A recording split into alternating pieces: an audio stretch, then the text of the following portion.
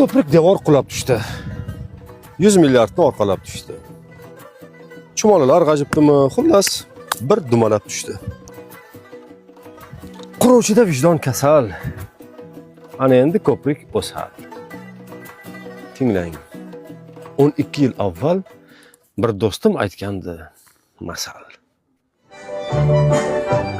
Fil, quyon va eshak. Qarang bir zamon qaror qilishibdi ko'prik qurishga. Ammo bu gap faqat aytmoqqa oson. Uchog'i bosh qashib, hayron bu ishga. Fil gapdi.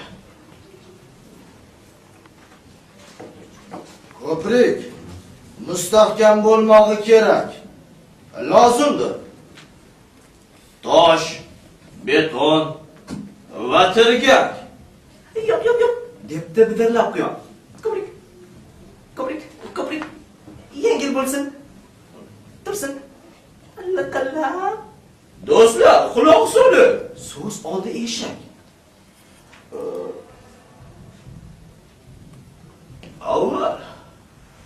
Avval bir narsani anglamoq kerak. Ko'prikni quramiz. Lekin qanaqasiga? Uzunasiga yo ko'ndalangiga? So'rashingiz mumkin. Kim haq demasa? Bir ilmiy kengashga tegib o'tdik sal.